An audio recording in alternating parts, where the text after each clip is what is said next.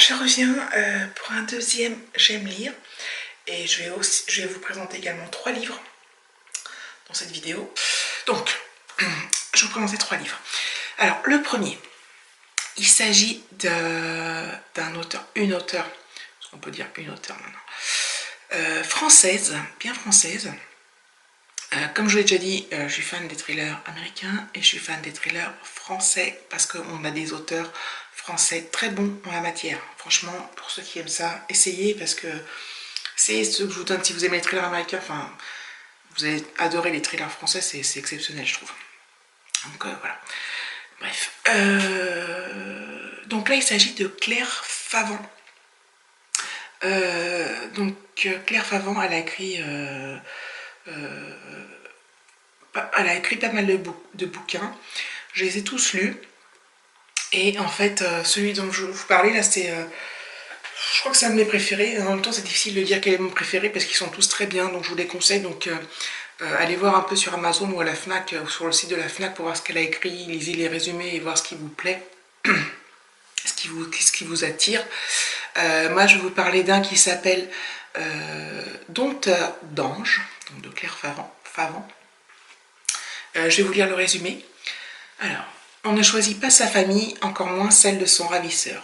Condamné pour un meurtre qu'il n'a pas commis, Max Ender a été jeté en pâture à ses codétenus, par cela même censé assurer l'ordre et la discipline au sein de la prison. Lorsqu'il est reconnu innocent et libéré, ce n'est plus le même homme. Il n'a désormais plus qu'une seule idée en tête, se venger de cette société qu'il est par-dessus tout. Pour frapper ses bourreaux au cœur, il va enlever leurs enfants et méthodiquement, au fil des ans, faire de ces petits anges des bêtes féroces avant de les envoyer punir ces tortionnaires à sa place. Tout se déroulera selon ses plans jusqu'à ce qu'une de ces créatures lui échappe et disparaisse dans la nature. Alors, je ne sais pas si j'étais très claire en fait, enfin si j'ai lu, je crois que j'ai lu un peu vite, j'ai un peu bafouillé, donc je m'en excuse et c'est pas évident de comprendre du coup. Voilà. Donc là, ce bouquin, ça a été une grosse claque. C'est un truc, on commence, on ne peut plus s'arrêter de le lire, on a envie de lire toute la nuit, on a envie de lire tout le temps. J'ai trouvé que le thème était vraiment dur, parce que c'est, en fait, l'histoire, c'est que c'est choquant même, enfin c'est très choquant, parce qu'en fait, le thème principal, c'est de transformer des enfants en armes pour assouvir une vengeance. Et voilà, les enfants, c'est un homme qui est assoiffé de vengeance, qui a été injustement incarcéré, qui a été libéré, mais du coup il a tellement vécu de choses horribles qu'il n'a qu'une idée en tête, c'est de se venger, et du coup il transforme des enfants en armes de guerre, en armes de guerre humaine. Et en fait, on se demande comment ça peut finir, parce que est-ce que ça peut bien finir, est-ce que le thème est tellement dur que ça peut forcément que mal finir, enfin c'est hyper glauque. Donc c'est un bouquin qui fait froid dans le dos, vraiment ça fait froid dans le dos. Mais c'est très prenant. Donc si vous aimez les trucs un peu durs comme ça, enfin, mais c'est hyper bien amené, hein, c'est intelligemment pensé, intelligemment écrit. C'est une auteure que j'adore, elle est vraiment très très forte. Donc lisez ce livre, il est vraiment excellent. Le deuxième livre dont j'aimerais vous parler, donc c'est encore une auteure française, et c'est toujours un thriller psychologique, on va dire. Donc elle s'appelle Sandrine Colette. Elle a écrit, je ne sais plus combien, quelques bouquins. Elle n'en a pas encore écrit, normalement elle est nouvelle dans le domaine entre guillemets, mais elle est déjà assez reconnue. Et comme précédemment avec Claire Favant, c'est quelqu'un, j'ai apprécié tous les bouquins. Bon, je pense de toute façon dans ces vidéos que je vais vous parler que des livres que j'ai aimés, en principe. Donc Sandrine Colette, donc là le livre dont je vais vous parler, il s'appelle Les larmes noires sur la terre. Je trouve joli le titre. Je vous lis le résumé. 6 ans après avoir quitté son île natale pour suivre un homme à Paris, Moé tente de survivre avec son nourrisson. Elle est conduite par les autorités à la Casse, une ville pour miséreux, logés dans des voitures brisées. Au milieu de ce cauchemar, elle fait la connaissance de Jaja, Marité, Nini, Ada et Poule, 5 femmes qui s'épaulent pour affronter la violence du quartier. Donc là, c'est un bouquin, en fait, bon, moi j'appelle ça des thrillers, mais c'est pas forcément un thriller, c'est plutôt un... Je sais même pas comment le cataloguer, ce bouquin. C'est vraiment passionnant, c'est vraiment... Donc en fait, le thème général, c'est que dans le livre, il s'est passé une grosse crise économique comme on n'en a jamais connu. Et dans le bouquin, on aménage des espèces de bidonvilles avec des carcasses de voitures, on parque des gens comme des bêtes, ce sont les reclus de la société. Donc après, c'est à eux de se débrouiller, de survivre, de ne pas s'entretuer, d'essayer de garder espoir, de rester des êtres humains malgré tout et d'essayer de s'enfuir de ce truc, mais c'est impossible. Et en fait, ce qui fait peur, c'est qu'on se dit que finalement, est-ce que ça pourrait pas arriver? Voilà, donc ça fait un peu réfléchir en fait, plutôt sur l'idée de parquer les gens, les miséreux, ceux qui n'ont rien, et on les parque et on les... C'est vraiment affreux quoi. Et en fait, dans ce monde horrible, on fait la connaissance de 5 femmes, il me semble. Enfin oui, 5 femmes. Et en fait, c'est toutes des femmes à qui on s'attache énormément. C'est des femmes qui ont un parcours super triste, un parcours super difficile. Elles se retrouvent là, ensemble, parquées dans la même ruelle, dans le même quartier du bidonville, on va dire. Et du coup, elles apprennent à se connaître, elles deviennent amies, elles s'entraident.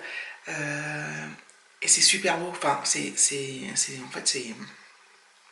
c'est vraiment bouleversant parce que c'est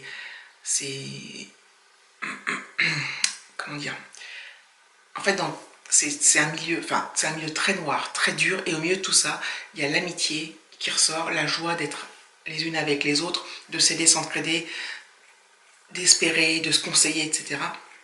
Donc c'est vraiment un joli livre sur l'amitié et un livre très dur sur les conditions dans lesquelles ces femmes vivent. Donc voilà, donc n'hésitez pas à vous le procurer ou à lire les autres livres de Sandrine Colette, lisez-les tous si vous avez le temps. Voilà, c'est un très beau roman.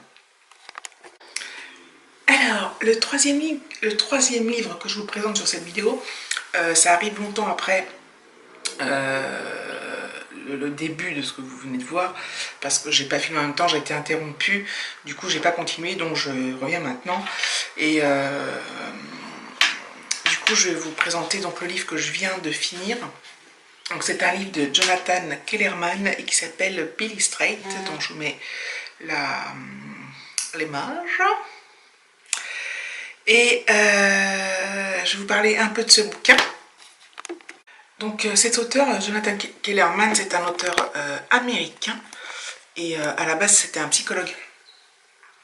Et donc il a écrit une trentaine de bouquins, j'en ai lu pas mal au début, enfin il y a très longtemps, il y a assez longtemps.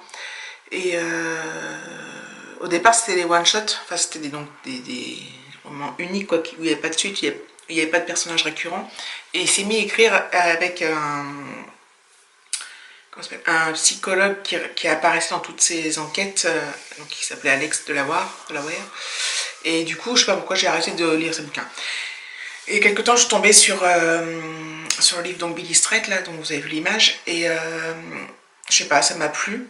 Enfin, je sais pas, c'est un nom, j'ai lu le résumé, et du coup, ça m'a donné envie parce que c'était pas du coup avec le personnage récurrent, même si on le retrouve un petit peu à la fin, mais juste un tout petit peu. Je sais même pas si l'inspectrice principale qu'on voit dans le bouquin est un personnage récurrent ou pas, mais bon, ce livre-là, il se lit tout seul, donc c'est pour ça qu'il m'a plu. Donc je vais vous lire le résumé. C'est un livre qui est assez vieux, hein, c'est pas un livre récent. Enfin, assez vieux, ouais, il est une dizaine d'années, je sais pas trop, bref. Donc je vous lis le résumé. Battu par l'amant de sa mère, et un avion. Battu par l'amant de sa mère, Billy Straight, petit garçon courageux et astucieux, tente d'échapper aux perversions des adultes. Témoin involontaire d'un meurtre depuis la grotte d'un parc, il comprend vite que son identification lui ferait perdre la protection qu'il avait trouvée dans l'anonymat de la vie urbaine. S'engage alors une course-poursuite au cours de laquelle le garçon doit fuir à la fois devant la police et devant son meurtrier qui dispose, grâce à l'appel de témoins, de son portrait robot, sans oublier son tortionnaire motivé par la récompense promise la récompense promise pour sa capture. Donc c'est c'est un roman qui est assez gros et j'ai beaucoup aimé. Je l'ai trouvé un chouïa long, mais j'ai beaucoup aimé. C'est une histoire, c'est une histoire policière, c'est une intrigue assez classique dans l'idée. Maintenant, ça met en scène donc les chapitres alternent entre le point de vue de l'inspectrice Petra, l'inspectrice de police, et le point de vue de Billy Strait, donc un petit garçon qui est livré à lui-même. C'est assez touchant d'ailleurs, c'est même horrible. Et du coup, on alterne les différents points de vue et voilà, l'enquête suit son cours. Et le but du jeu, c'est que la police réussisse à trouver le pourquoi du meurtre, le pourquoi ce petit garçon est impliqué et pourquoi le meurtrier cherche à le retrouver. Et donc voilà, donc c'est assez prenant, il y a pas mal d'action, il y a des passages un peu longs, voilà, mais je me suis pas ennuyée, parce que voilà, mais il y a peut-être des bouts qui auraient pu être raccourcis, je sais pas trop, ou peut-être dans la façon dont c'est écrit, mais bref, c'est quand même un bon bouquin. Donc il existe en format poche, hein, aux éditions Le Point. Donc d'ailleurs, ouais, 2005, édition Seuil, Le Point.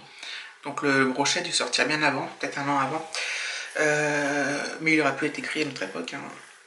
Enfin, notre époque 2005, c'est pas si vieux, mais il aurait pu être écrit là, hein, par exemple. Donc voilà, donc c'est un super bouquin. Alors que j'ai beaucoup apprécié, je sais pas si je relirai du coup d'autres de cet auteur, je verrai. Si c'est des one-shots, ouais, si c'est des trucs avec les personnages récurrents, peut-être pas.